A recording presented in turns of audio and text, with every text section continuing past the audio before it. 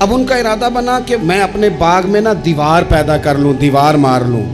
تو وہ جو ان کا پڑوسی تھا نا، اس کے باغ کا کھجوروں کا ایک درخت ان کی دیوار کے اندر آتا تھا۔ اس کی خواہش یہ ہوئی کہ یہ بھی کبھی مجھے مل جائے تو میری دیوار ذرا سیدھی ہو جائے گی۔ اس شخص نے کہا جی میں نے اس کو بھی کہہ دیا ہے اور آپ سے بھی عرض کرتا ہوں، میں نے نہیں بیچنا اپنا یہ درخت۔ حضرت ابو دحداء نے جب یہ دیکھا نا کہ یہ حضور کو انکار کر رہا ہے اور حضور کی چاہت ہے ایک درخت کی، تمہیں پتہ ہے میرے پاس ایک باغ ہے پورا؟ کا پتہ ہے؟ کہا تمہیں یہ بھی پتہ ہے میرے باغ میں 600 درخت ہے؟ تمہیں یہ بھی خبر ہے کہ اس باغ میں میں نے گھر بنایا ہوا ہے؟ تمہیں یہ بھی پتہ ہے کہ میں نے اس میں بہترین کنویں سجائے ہیں؟ سارے شہر میں میرے باغ کی شہرت ہے۔ اس نے کہا تم کتنے پیسے لوگے باغ کے؟ کہنے لگا کوئی پیسہ نہیں لینا، تم میرا باغ رکھ لو اور ایک درخت دے دو جو مدینے والے رسول نے مانگا ہے۔ گھر آئے اور آ کے اپنی بیوی سے کہنے لگے ولی مانس بچوں سمیت جلدی جلدی باہر آ جا، میں نے باغ بیچ دیا۔ بیوی حیرت سے کہنے لگی یہ باغ بیچ دیا جس میں گھر تھا، کاروبار تھا، یہ بیچا؟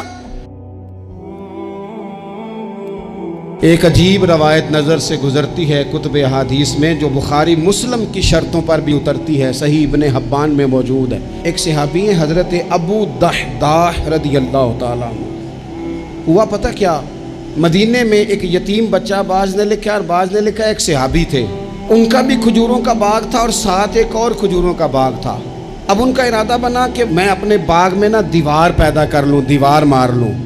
تو وہ جو ان کا پڑوسی تھا نا، اس کے باغ کا کھجوروں کا ایک درخت ان کی دیوار کے اندر آتا تھا۔ اس کی خواہش یہ ہوئی کہ یہ بھی کبھی مجھے مل جائے تو میری دیوار ذرا سیدھی ہو جائے گی۔ اس شخص سے کہا یار یہ میرے ہاتھ بیچ دے۔ کہنے لگا میں نے نہیں بیچنی، ایک درخت میں نے نہیں۔ بعض بندے اڑ جاتے ہیں نا جی۔ وہ صحابی یا وہ یتیم بچہ حضور کی بارگاہ میں حاضر ہوئے، کہا یا رسول اللہ صلی اللہ علیہ وسلم میری دیوار ٹیڑھی ہو جائے گی اور پھر میں پیسوں سے خریدنا چاہتا ہوں، آپ میری سفارش کر دیں کہ یہ ایک درخت مجھے دے دیں تاکہ میں اپنی دیوار سیدھی کر لوں۔ اللہ کے محبوب صلی اللہ علیہ وسلم نے خود بلا کے اس شخص سے کہا کہ میاں یہ تم اس طرح کرو، یہ شخص کوئی قبضہ نہیں کرنا چاہ رہا، کوئی جبر نہیں کرنا چاہ رہا، اور ہم بھی جو تمہیں پوچھ رہے ہیں وہ بھی اس دائرے میں پوچھ رہے ہیں کہ اگر تم راضی ہو تو ہم یہ کام کریں گے۔ تم اس طرح کرو کہ تم اپنا ایک درخت اس کے ہاتھ بیچ دو تاکہ یہ اپنی دیوار سیدھی کر لے۔ اللہ اکبر۔ اس شخص نے کہا جی میں نے اس کو بھی کہہ دیا ہے اور آپ سے بھی عرض کرتا ہوں، میں نے نہیں بیچنا اپنا یہ درخت۔ حضور نے بھی فرمایا، اب اسلام سختی کرتا نہیں۔ حضرت ابو دحداء نے جب یہ دیکھا نا کہ یہ حضور کو انکار کر رہا ہے اور حضور کی چاہت ہے ایک درخت کی، ابن حبان میں موجود ہے، دیگر کتب احادیث میں موجود ہے، حضرت ابو دحداء رضی اللہ تعالیٰ عنہ نے اس شخص کا بازو تھاما، سائیڈ پہ لے گئے، کہنے لگے اس کے ہاتھ نہیں بیچتا تو میرے ہاتھ بیچ دے، تمہیں پتہ ہے میرے پاس ایک باغ ہے پورا؟ کا پتہ ہے؟ کہا تمہیں یہ بھی پتہ ہے میرے باغ میں 600 درخت ہے؟ تمہیں یہ بھی خبر ہے کہ اس باغ میں میں نے گھر بنایا ہوا ہے؟ تمہیں یہ بھی پتہ ہے کہ میں نے اس میں بہترین کنویں سجائے ہیں؟ سارے شہر میں میرے باغ کی شہرت ہے۔ اس نے کہا تم کتنے پیسے لوگے باغ کے؟ کہنے لگا کوئی پیسہ نہیں لینا، تم میرا باغ رکھ لو اور ایک درخت دے دو جو مدینے والے رسول نے مانگا ہے۔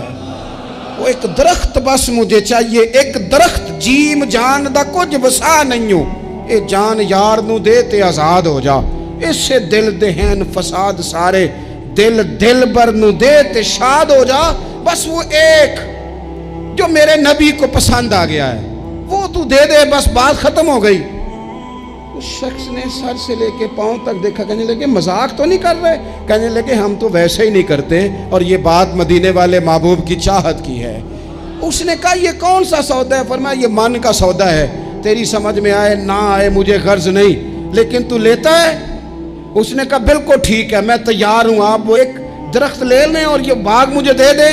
حضرت ابو دحداء آئے، کہنے لگے سونیا آپ کی چاہت تھی نا، ہم نے نہ کبھی قطرے پہ غور کیا اور نہ دریا دیکھا، بس جہاں تیری جھلک دیکھی وہیں ڈوب گئے، اور سانو قید سجن دا گہنا ہے۔ او جینج رکھے ایسا اونج رہنا ہے۔ یا رسول اللہ صلی اللہ علیہ وسلم آپ کو پسند آ گیا، میں نے خرید لیا۔ میرے محبوب نے نظر اٹھائی اور پھر کریم فرمانے لگے ابو دحداح میں دیکھ رہا ہوں تیرے لیے رب نے جنت میں بڑے درخت لٹکا دیے ہیں، تیرے لیے بڑی کھجوریں لٹک رہی ہیں، کمال ہو گیا۔ حضرت ابو دحداح رضی اللہ تعالیٰ عنہ باغ کے اندر رہائش تھی، گھر آئے اور آ کے اپنی بیوی سے کہنے لگے بھلی مانس بچوں سمیت جلدی جلدی باہر آ جا، میں نے باغ بیچ دیا۔ بیوی حیرت سے کہنے لگی یہ باغ بیچ دیا جس میں گھر تھا، کاروبار تھا، یہ بیچا؟ کہنے لگے پہلے سن تو صحیح، میں نے بیچا کس عوض ہے؟ کہا کس عوض بیچا ہے؟ کہا میں نے حضور کی رضا کے عوض بیچ دیا ہے، میں نے جنت خرید لی ہے حضور سے، میں نے باغ دے دیا ہے، میں نے جنت کے عوض خرید لیا۔ وہ خاتون بھی صحابیہ تھی، بچے لے کے جلدی سے باہر آئیں اور میاں بیوی نے بچوں کی جیبوں میں جو کھجوریں تھیں وہ بھی نکال کے باغ میں پھینک دی۔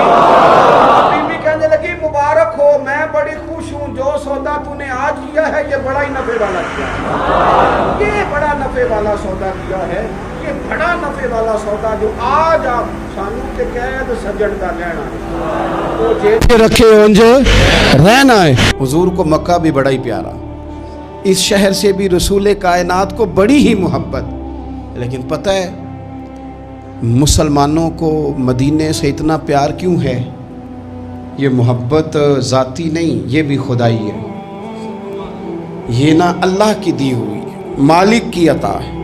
حضور نے دعا فرمائی مدینے کی محبت کے لیے، نبی پاک نے، جو ہمارے سینے مچلتے ہیں، دل تڑپتے ہیں، ہماری اولادیں روتی ہیں، ہم سب کچھ قربان کر کے بھی اس شہر نور میں جانا چاہتے ہیں، تو یہ خدائی فیصلہ ہے، اللہ کی پیدا کی ہوئی محبت ہے۔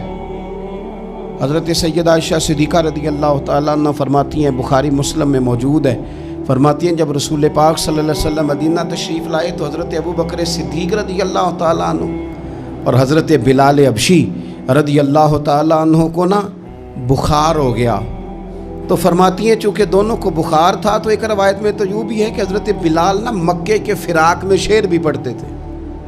انسان اپنے علاقے سے پیار کرتا ہے نا، تو مکہ مکرمہ کے فراق میں، جدائی میں اشعار بھی کہتے تھے۔